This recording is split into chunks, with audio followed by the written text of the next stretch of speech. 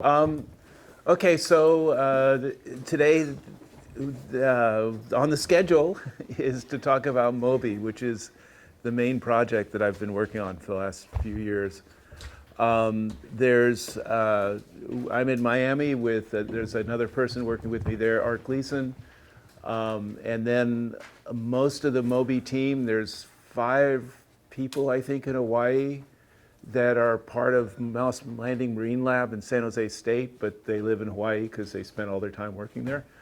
And then a couple more people who actually live in, well, actually, used to be, they lived in Moss Landing. One still lives Moss Landing. One lives in Salinas, I think it is. She got tired of the gloom and moved inland. And with computers, you can be anywhere you want, so it's good.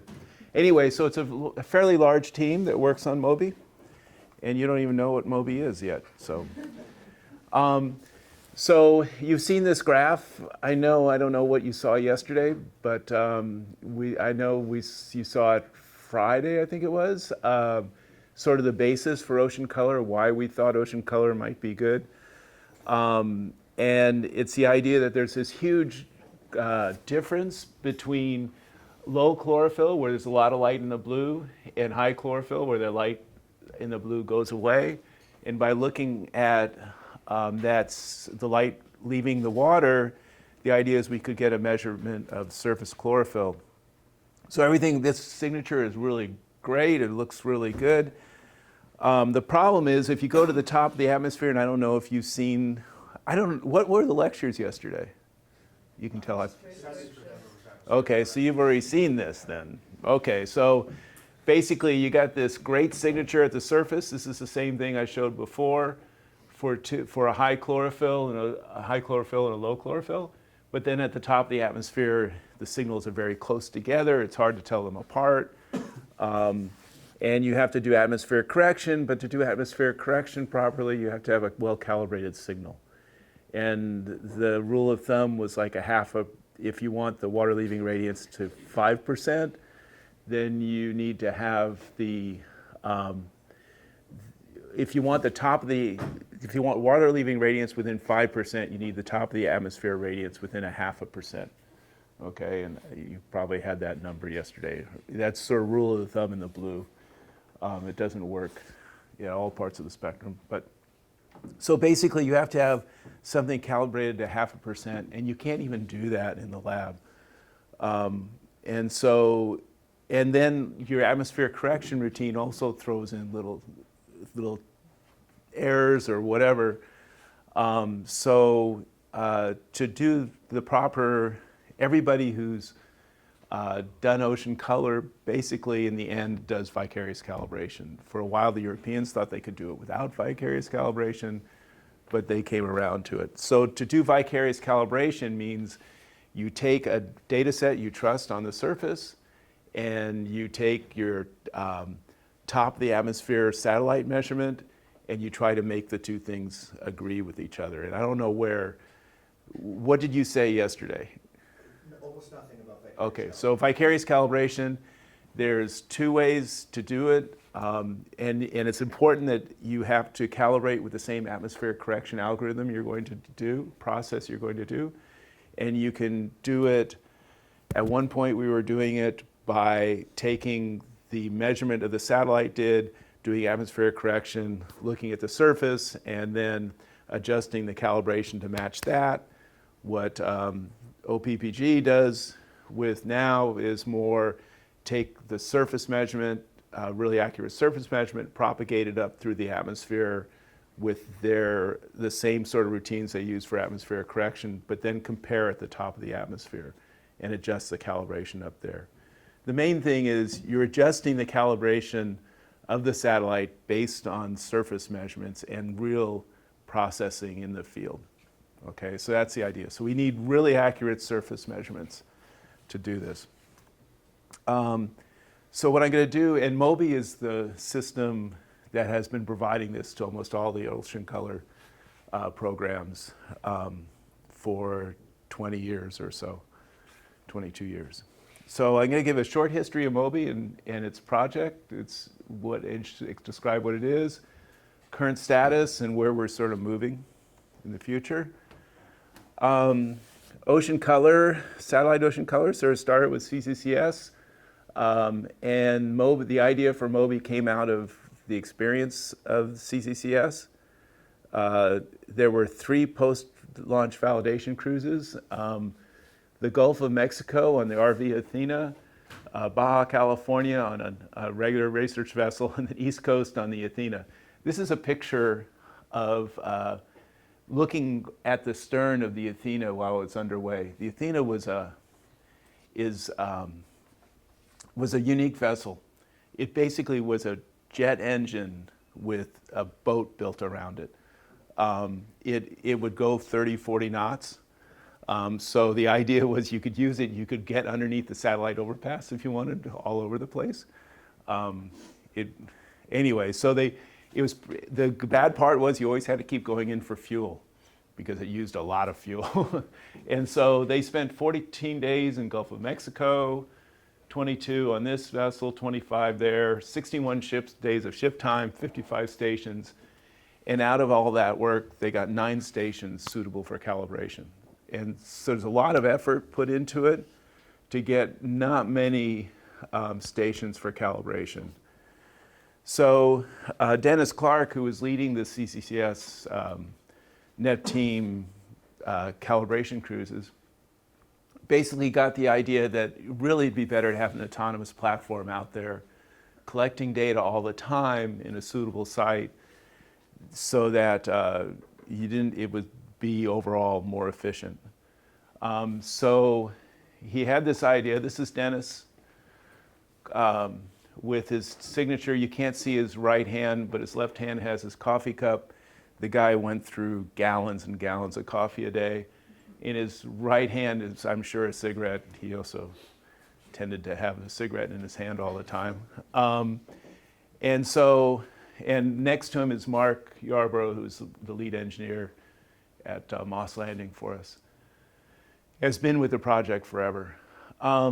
So the site requirements that you want is you want to have clear sky. Ocean Color can't see through clouds, so we need clear sky as much as possible. You need homogeneous waters with a clean atmosphere. Why would you want homogeneous waters, do you think? You're seeing the same thing? So you're seeing the same thing. If it's patchy, then what you're measuring in this point spot won't necessarily go to a 1 kilometer pixel around you.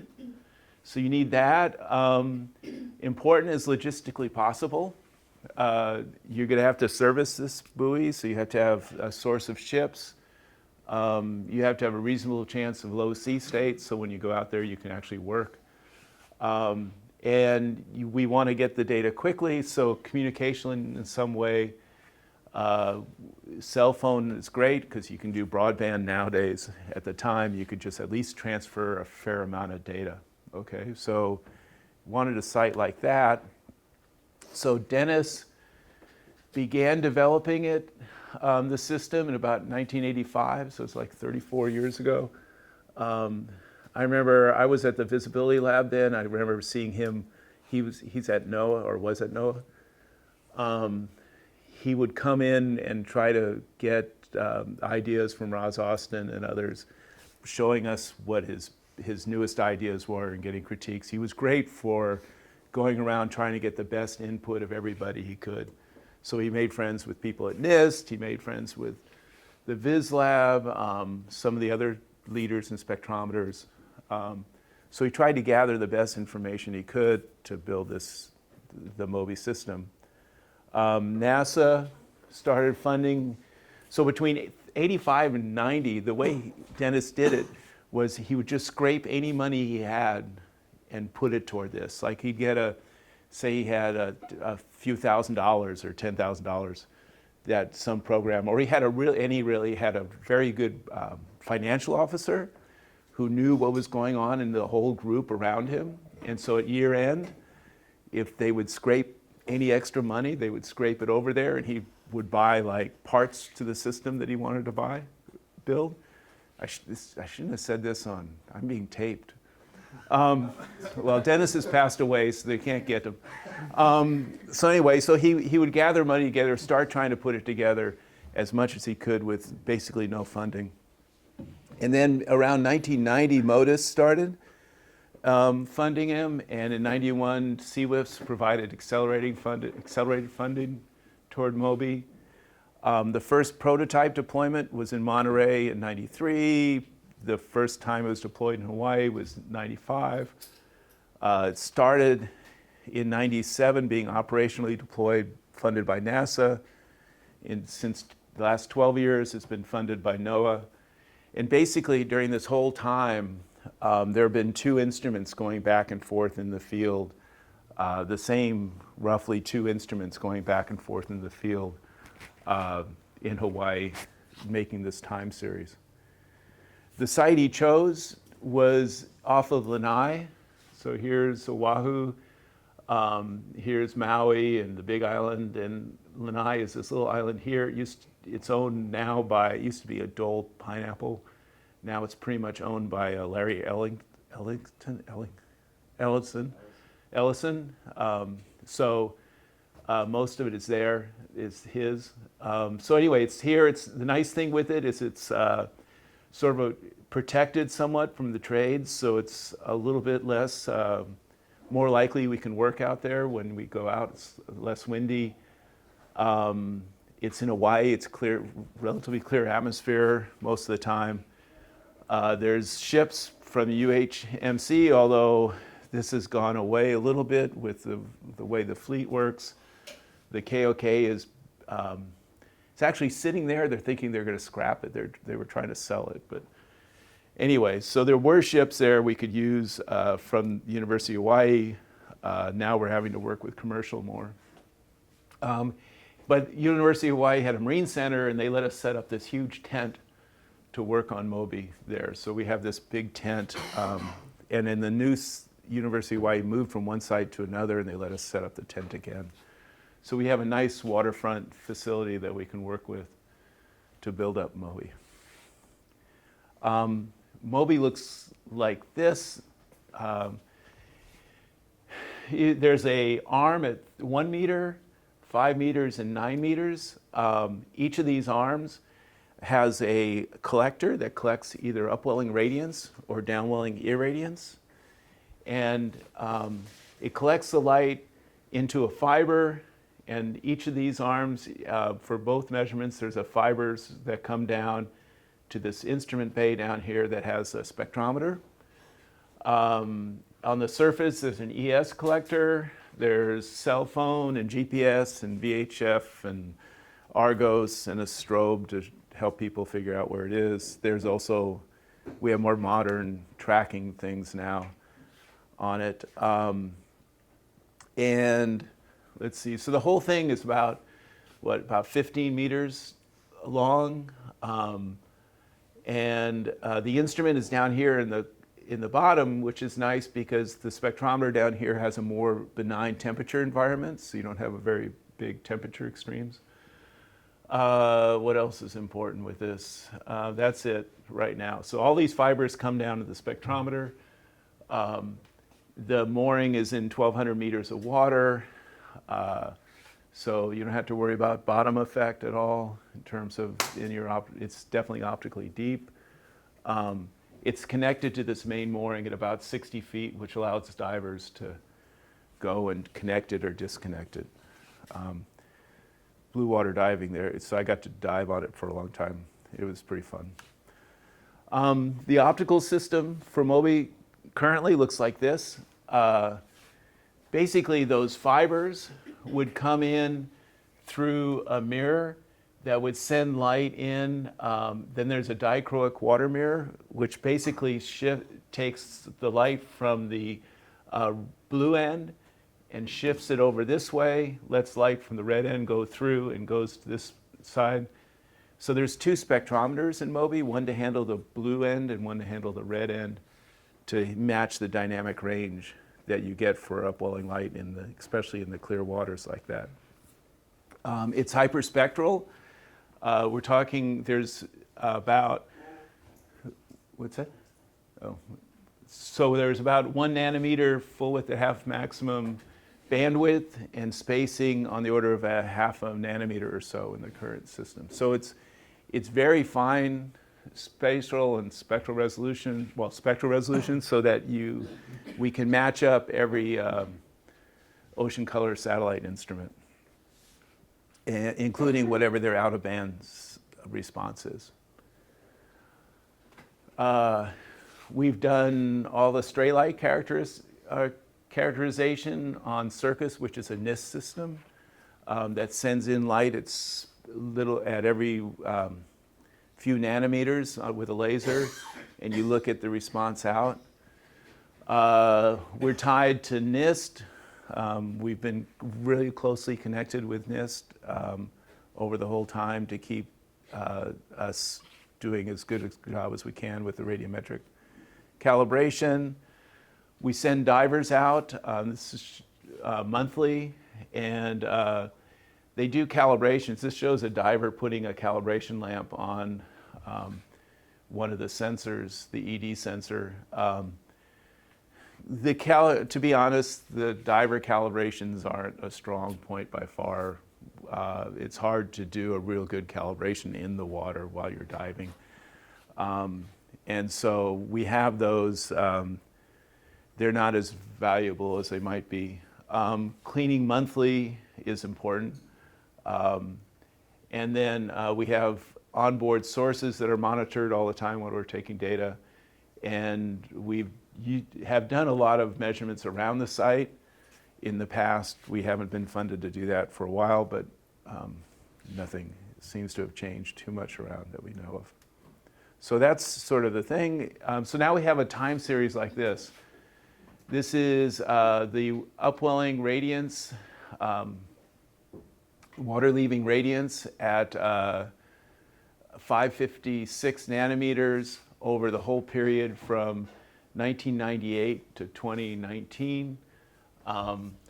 You can see each of the colors represents, we take 3 measurements a day to match satellite overpass time somewhat. And over the years, those times have changed depending on what satellites are funding us and where we're at. And so the different colors represent the different hour files that we're acquiring. The red dotted line here is sort of a linear regression through the whole time series. You can see it's been pretty flat over that whole period. This is LW minus the mean, so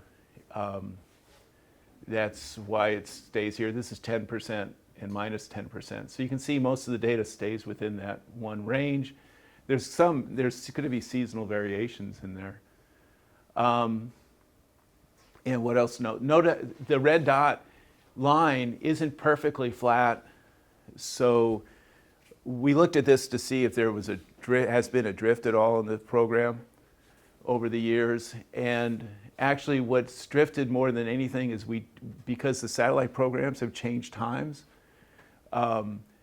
During this time, if you see, there's a lot of green dots, which are the 20-hour files. There's maybe not as many there.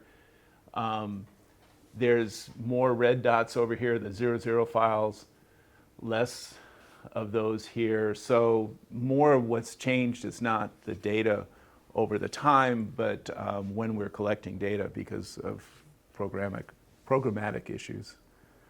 Okay, so it's a pretty stable, nice environment. For my personal thing, in my opinion, this is the sort of thing you want for a calibration site because it's stable. We can look at the data and tell whether something's out of family, whether we need to really work on it. It's obviously not a very good place for validation because it's pretty much uniform conditions all the time. So, but for vicarious calibration, I think this is what you really need to do. Here's our table. I'm not going to go through everything, but our current understanding of the MOBI uncertainties. So we start with the laboratory. If you have the radiometer in the lab and you want to measure radiance, what's the uncertainty in your measurement due to calibration? And so you get this bottom line of about 1 to 2%. Now when you go into the field and you're not just looking at the reference source, what additional calibration or uncertainties come in? And so we have like our uncertainty, in situ measurement uncertainty due to wave focusing and such, stray light, immersion coefficient you've heard about, instrument temperature correction is pretty small because it stays in a pretty confined air, temperature regime. So, but it increases the uncertainties a little bit, just measuring LU. Now we go to ES. You have sort of similar uncertainties in the lab, and then you go into the field, and the uncertainties for ES grow a lot. A lot of it's because of this line, the measurement uncertainty, in situ measurement uncertainty. And that's because the cosine collector is trying to measure downwelling irradiance with a reference of the surface like this, but the buoy's moving a little bit. And if the sun was directly overhead, that's not a big deal. But when the sun gets to be larger angles, 50 or 60 degrees solar zenith angle, a small 1 degree or 2 degree tilt one way or another changes it a lot. So that adds a lot of to the uncertainty budget there. And when we get to derive LW, we have to throw in a few more things. So for LW, it's still, well, 410's a little bit high. This is assuming that we have a good self-shading correction, which we're not doing very well. We don't really have right now. But it's on the order of 2-3%. If you go to, when you do vicarious calibration, you can either start with LW or you can start with LWN. NASA tends to do LW, NOAA tends to do LWN, normalized water leaving radiance. You can see if you start here, you have lower uncertainty with our measurements. If you do water leaving radiance, you have to add in the uncertainty from both sides. And so your total uncertainty or measurement goes up because you're dividing by ES, LW divided by ES to get there. Yes? Ultimately, you have to divide by something, right? So yours is artificially lower, right? What's that? It's just artificially lower because ultimately you do have to normalize to some sort of a radiance, no? Well, no, they don't. Yeah, so which one would you want to normalize by? NASA normalized by a model. So if you normalize by the local measurements, you actually might be further from what NASA means than because you're doing the local measurement as opposed to using the same model as NASA. Yeah, all NASA has is a satellite measurement of the radiance coming out in some way. Yeah, they're only measuring light coming off the ocean. They don't measuring the downwelling light next to the ocean. So they have to model it to derive reflectance. Yeah. The argument that NOAA makes is that by doing normalized water leaving radiance, their time window can go up a lot because they can take that into account in their. Anyway, so you can see that if you go from water leaving radiance or normalized water leaving radiance, your uncertainties are going to change in that. So we've been doing this for a bunch of years. We ought to know something about what's worked well. I like the 3 arm. We have 3 arms, the 1, 5, and 9 meters. That allows us to drive KL, the diffuse upwelling radiance attenuation, in 3 different pairs, either top and middle, middle and bottom, top to bottom, which then allows you to compare those things. And in the clear water we're in homogeneous upper layer, if they're not laying right on top of each other, we know there's an issue with the calibration or with something going on in the data. So we can do that. It incorporates redundancy. We have this arm at 1 meter. And I'm going to show more pictures about this in a minute. But whenever you put something in the water, in clear water, probably anywhere, but my experience is clear water. You put something in the clear water off Hawaii, it becomes a fish attracting device, meaning the fish come and, because there's sort of like a little ecosystem that gets built around you. So it's a fish attracting device. Well, if you have a fish attracting device, it attracts fishermen too. They know, they're not stupid. They know that things are there. And so you have these fishermen that are always trolling around Moby. And we have this arm that's at 1 meter depth that we put in wires to the end of the arm so they would know something's there. But they don't always pay as much attention as they should. So we've had people hit it, the top arm, and when they hit the top arm, it sort of goes, we can't use that arm anymore if they bend it or break it. And so we have two other arms we can work with until we can get out and fix it. So that redundancy helps.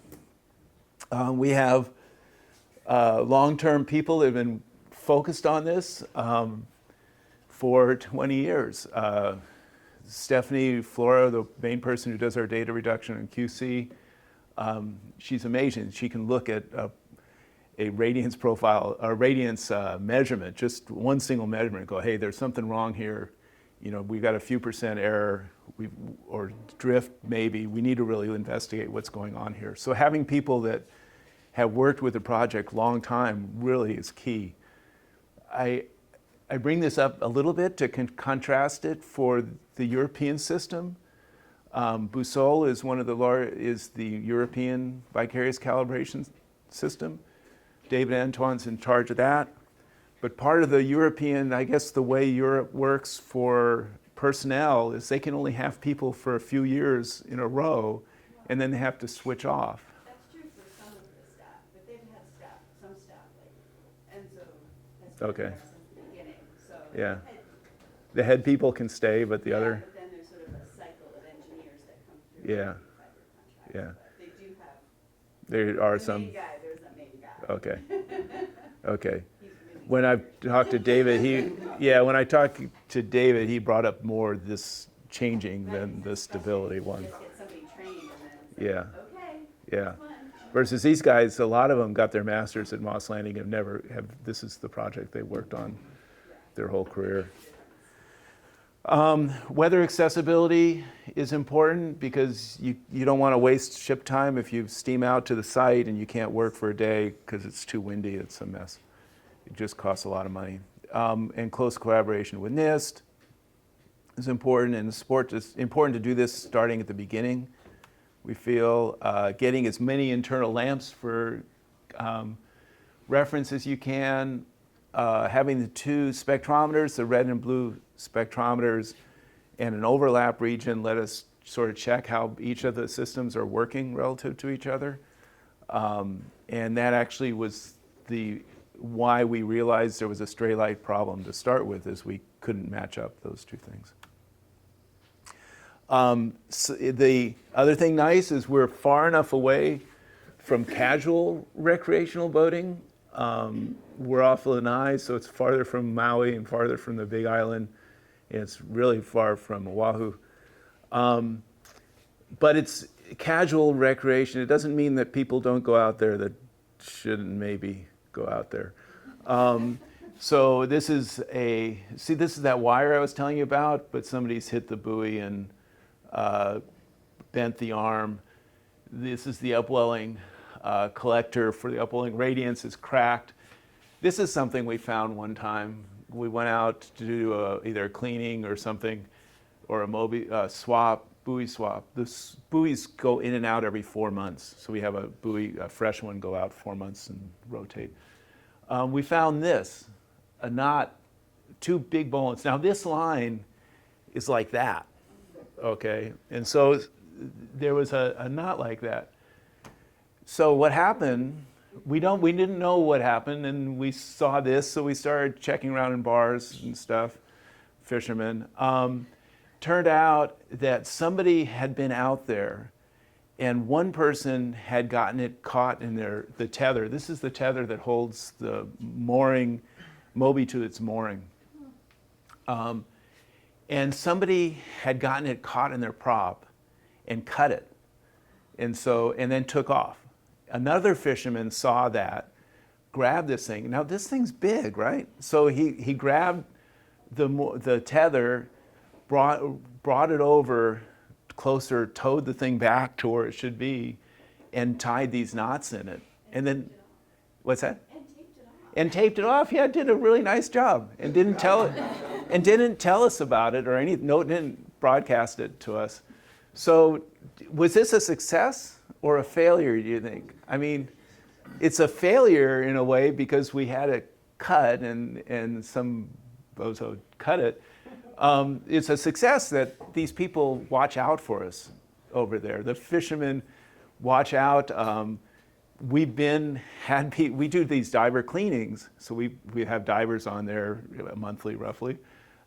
We've had diver cleanings where the divers are on it, and some fisherman comes by and yells at them to get off, that it's a NOAA instrument, and stay away.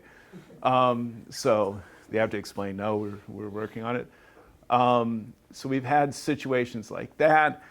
Lately, there's been a couple other times the tether is broken, been cut by somebody, and we'll have a fisherman, especially now, there's some guy in Lanai that Zhangping Li's group has chartered to go out to Moby to make some measurements near Moby. So that guy has called us a couple times when we've had a problem where the instruments started drifting, the tether's cut. And he says, hey, I just went out to Moby, there's nothing there. Or one time we knew there was nothing there because we were working on it, we took it off, and he called us and said, hey, Moby's gone. I said, yeah, okay, we know about it now. But it's really, people are watching out for us, which is good. So improvements we wish we had, we're working towards, are currently we do the measurements are not simultaneous. That mirror device moves in one measurement at a time, so we're not really measuring all the LUs at exactly the same time, or ES. So we now have a new system that we're working toward getting in the deployed that does that.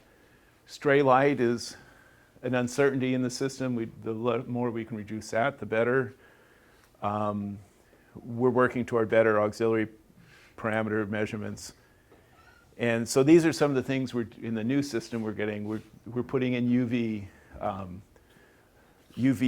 biofouling prevention. So basically shining a UV light on the window will keep biology from happening right on that window, I hope. One reason we're working on it, this is from one of Jeremy's papers showing how many measurements you need to get the calibration, the gain factor to settle out. And so the idea is you need 30 or so measurements to do that. So you can't just take one vicarious calibration measurement. You need to have a series of them. This is a table from Constant Erzan. The main idea here is the sigma g is the variation in the gain coefficient that's been calculated through the vicarious calibration process. The other one is the uncertainty, IS is the uncertainty in the instrument system. And you can see that at least from his table, the instrument system uncertainty is a fairly large proportion at Moby of the variation in the gain that's calculated. So the better we can make Moby, what I get out of this is the better I can make Moby, the lower this number can get. And so hopefully improve and reduce the number of, reduce these error bars effectively, and so that we don't need to have 30, that we can do it with fewer measurements. Okay, so there's that. So here's the new system that we're putting out. It's got a volume phase holograph. The other system, if you looked at it, had a reflective grating. This one is straight through, the light comes through. There's a gelatin in here that has an index of refraction gradient on it, and it's protected by 2 pieces of glass, so it's sealed in there. And this index of refraction gradient is effectively what causes the diffraction, separates the wavelengths.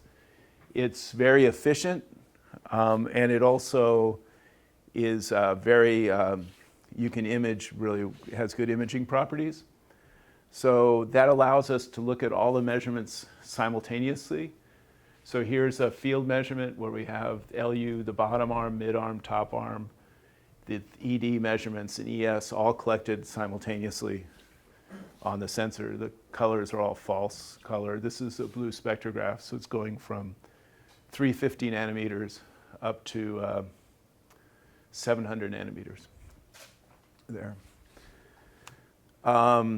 Doing simultaneous allows the KL measurements to be much better because they're happening simultaneously. They experience the same fluctuations in downwelling irradiance. This is the stray light characterization, a quick one though. But so basically this is what you do stray light. You shine lasers on, this is every 5 nanometers. You'd probably do it every couple nanometers for the real data.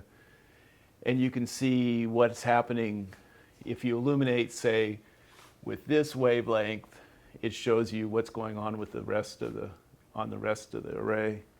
And you know that it was only one wavelength to start with, so you build a data setup and do a big matrix inversion to correct for it. Now we don't have to go to NIST. We have our own laser. These things are amazing. Basically, the laser with a little keypad, and you go, hey, I want wavelength at 250 nanometers or 252 nanometers. You push in 252, and it moves things around inside so that you have doubling in crystals and tripling crystals and all these other phase matching things to make this work. And it sends out light at 252 nanometers. It's just, you put in whatever you want. It's just, you guys live in an amazing time. When I was in graduate school, my best friend and he was working with the same person. He spent his whole career trying to get one wavelength out of combining several lasers together to match a hydrogen line. I mean, he had to do it. It was real low noise and such. But I mean, you could probably just do it with a keypad now. It's just, it's crazy, the advances in laser technology. Yeah. Do you expect the stray light characterization to change as function of time for radiology? Yeah, well, if you remember, do I have it here? I don't have it here. If you look, remember the stray light sort of is made up of two parts. There's the shoulder part, and then there was the background, diffuse, and you expect as a radiometer, if you have a reflective grating, as time goes on, that background probably is going to get worse and worse. As things degrade inside the system, you'd expect it to get changed, yeah. So what we try to do is we do a really good one and then do laser line checks as we go along. Yeah. So Satlantic will argue that they can do it for a series of systems. So they do one really good, and then they apply it to all their radiometers with that same series. Yeah, and I think, and that works for in my mind, that works for validation. For vicarious calibration, we need to do it on every instrument that we have. Yeah, and realize what the error that you're correcting. Yeah. Yeah. Not doing how much. Well, we're going to do an experiment this next few months. So we have a spectrometer. It gets built into we have a red spectrometer, say. It gets built into a system with the dual spectrometers and a few other optics, and then gets all this chain of optics added onto it. We're going to be measuring the stray light from, at least for a few lines, from the beginning part to the end part to see how it changes through the process. My hope is not much, and so that we could calibrate, just do this on the simple instruments first and do a few line checks later on at the end of the process. But we'll find out. Here's the current system that we have, is the black line, and the new system is basically this blue line. So we're down an order of magnitude or so in stray light. So the stray light correction we're going to do will be, whatever uncertainties we have in it are going to be a way smaller contribution to the uncertainty budget. Biofouling, we're going to illuminate the window at 285 nanometers. Hopefully that'll stop some of this stuff. It won't really stop this sort of a biofouling. We were having a problem. Stephanie was looking at the data going, hey, we keep getting dropouts of the upwelling radiance. And there's a little, what you don't see here is a tube that screws onto this that has copper in there, so that the idea is that stops reduces the amount of biofouling. She was seeing a bunch of data dropouts, so we sent a diver out there to check what was going on at the clean. And the diver was sitting there unscrewing the collector and almost unscrewing the anti-fouling tube. And when he got it off, he almost dropped it because all of a sudden this crab jumped out at him. Another time, they were doing something like that, and the crab jumped out and actually went onto the guy's mask and wouldn't get off. So anyway, but I don't think the UV will stop this. Maybe blind the crab, but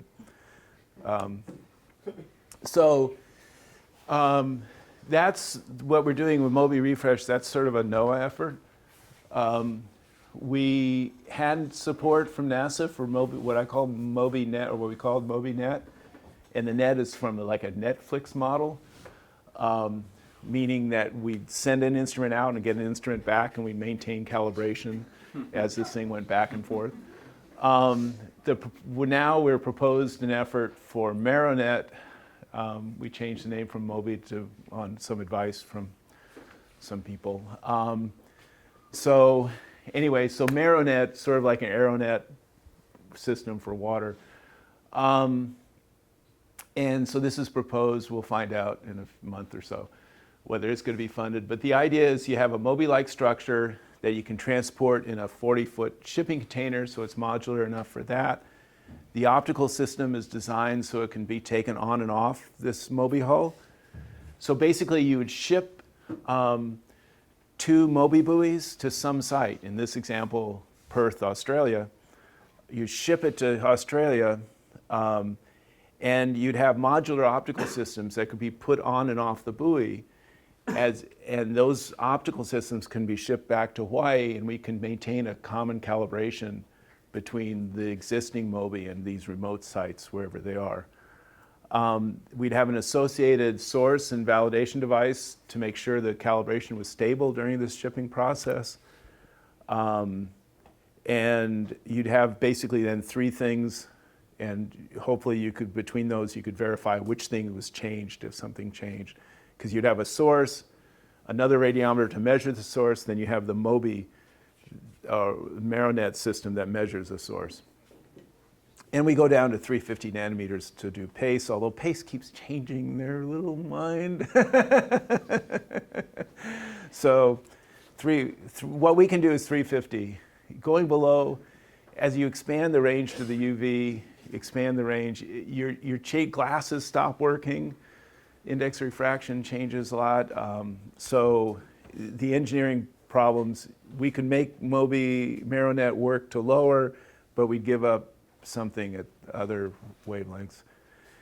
So our target had been 350. We started 340 and such. Carbon fiber main spar to reduce bending, integrated fiber channel and spars, so you can take the optical system off here and take the fibers out. They're all sort of in a channel down here. You can take the arms off to make for transportation or to replace them easier than you can on the current one.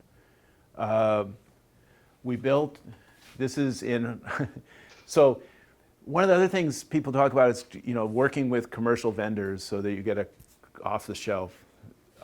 You never get off shelf Moby or MarrowNet, but we worked with a commercial vendor, so your best efforts. We worked with Hall Spars. At the time, Hall Spars was like the leader for building carbon fiber masts and stuff for sailboats.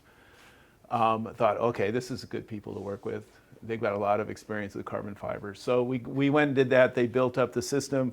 Immediately after they finished building it, they went broke and went out of business. And so we barely got a lot of the molds and stuff from them before they closed up, but we lost all of this working with them to do it, So now we would work with a different group. But so working with commercial vendors is good and bad. And so this shows you the upwelling radiance collector and the downwelling irradiance collector on one of these arms. the engineer who put this on didn't understand which way to do it. This is upside down, but it doesn't, you can't tell there either unless you know. Okay, this is the stability source. It's a commercial monochromator that NIST has a lot of experience with, and we've been characterizing pretty heavily in all sorts of ways. The source right now that we've got is this Yankee SQM stability or satellite quality monitor, I think was what SQM stood for. It came out of Symbios project. We'd like to build something that's lighter and a little more compact, but this actually is very, very stable instrument, so it's nice, a very stable source. This shows the Moby buoy with the regular spectrometer. You can barely see it here, and this is the blue spectrometer, the new system on the side of it. We're in the process of moving. We've been trying to mold and test the system by having the refresh system and Moby on the same platform. We're going to move away. We're going to put another deployment in, another mooring, and have a completely separate system starting in August or so. The problem with this is we're tied to the operational deployment. If something goes wrong, we can't really recover it until the 4 months are up for the operation. We can't interrupt the operational system. And like now we have the combined red-blue system on the side of Moby, and it failed almost at the beginning. We think we know why, but it failed. We can't do anything about it. It's just stuck there until August when we can pull back the operational system. But this is what we tried for a few years, and we're just getting frustrated with it. The new system is very stable. This is showing the shift in, this is pixels, so 149 pixel versus 148 pixel, where our spectral resolution is enough that we can look at these Fraunhofer lines. Remember the sharp spectral lines? We can track our spectral drift by looking at those. And you can see over the 4-month deployment or so, this is a 149.3, so it's a half a pixel. Each pixel is a third of a nanometer. So we're getting like a tenth of a nanometer at the most spectral shift over that deployment. Track is another thing that we have to worry about, but we get typically less than a half a pixel shift over the deployments. So we've had 4 deployments with the red-blue spec. 3 of them have been really good. 1 was not quite as good. But this is a comparison of ES, LU, KL, and LW showing between Moby Heritage and Moby Refresh in this case. And they agree. So I told you the scheme. Perth, Australia is what we proposed for this next round. 2 Moby hulls on site. Optics for one will be in the field. The other will be moving back for calibration or going back and forth. The Netflix. Common processing, common characterization, common data reduction. Everything as common between the two as possible so that there isn't some difference going on and that confuses the vicarious calibration process. So, almost done. Conclusion, we've been providing vicarious calibration data for basically since '97, 22-year time series, so we can look at problems with the data, understand the data. This is basically to the dedicated group of people at Moss Landing, NIST, and NOAA, Dennis Clark, and those who started the thing. And it's kept it going, and just as importantly, NASA and NOAA for support. You can imagine with this many people involved, ship time for doing this rotation every 4 months. And it's not an inexpensive process, and it's NASA and then NOAA now has picked up.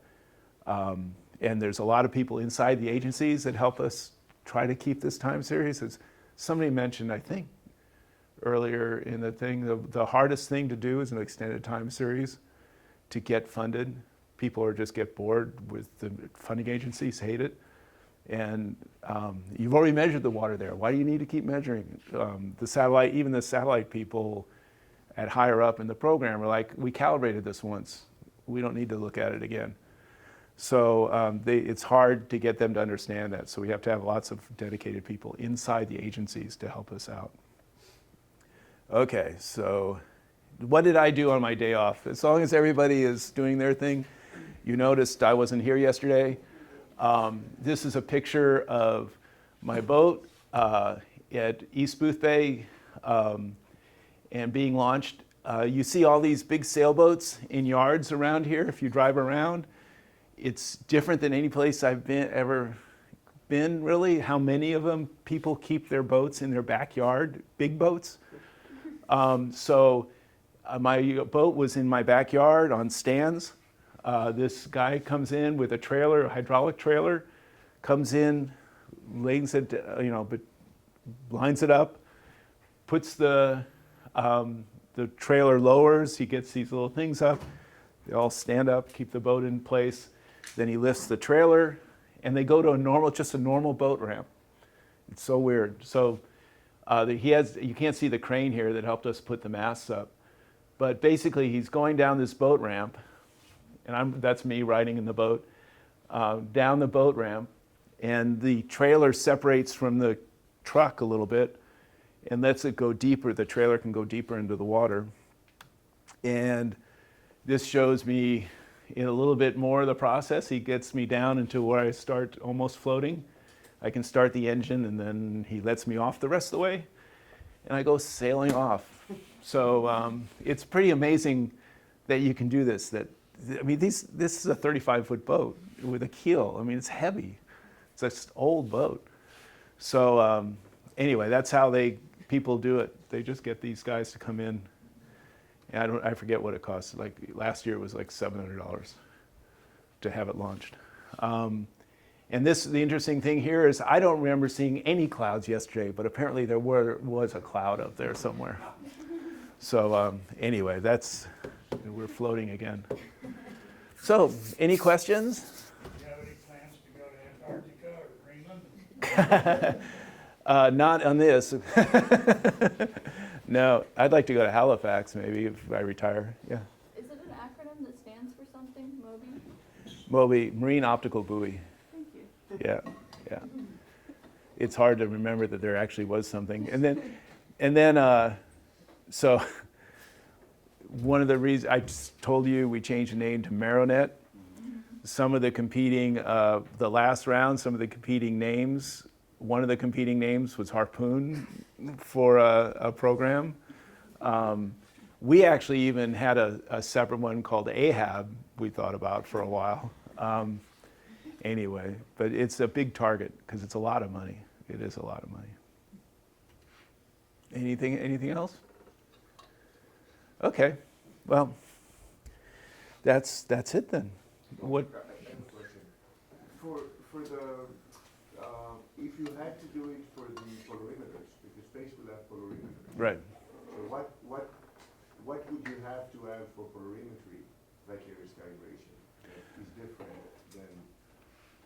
So what I would, there's two things with the polarimeters. They're polarimeters and they're multi-angle polarimeters. Yes. So instead of measuring one measurement, I would want to have a more like what I call NURADs, or radiance distribution, polarized radiance distribution of some sort. In the initial planning letter for this, I talked about it, and I took it out with the proposal because there was just already so much stuff. The things like Riley's working on, we're looking at building a small system that'll have a polarimetry property to be able to measure the radiant, at least the polarized radiance distribution. The magnitude may not be as accurate, but the distribution of the polarization and such. That's what I want to do for PACE and we're trying to figure out I've talked to Jeremy about I just get a little teeny bit of money to build these things, because the new commercial cameras, I think we can do a 3-channel one that would be good for 3 of the 4 wavelengths. The 4th wavelength, the 870, I don't really go deal with. But build a little system like that. That's really what Riley's work's going to be. And we're working on different ways to figure out a way to get money to do that. I had it on Moby where could put a polarimeter on the top arm. And we'll do it if we can do it, if it works. I didn't want to propose it because one, it's sort of stupid actually, because in clear water in Hawaii, I can tell you what the polarization is. So adding this instrument doesn't make as much sense. Where it makes more sense is in the validation and going into different spots other than just Hawaii. The reason I know Hawaii so well is it's clear water. The backscattering is mostly dominated by water, and I know what water does polarization-wise. Any other questions? Okay. Well, like I say, we'll probably put one on but it won't be very expensive, so it's not a major part of the project. Okay. Well, that's it. Jeremy's next. That clock's wrong by an hour. How did it get it wrong by an hour? It hasn't been wrong all week. Do we go through fall already?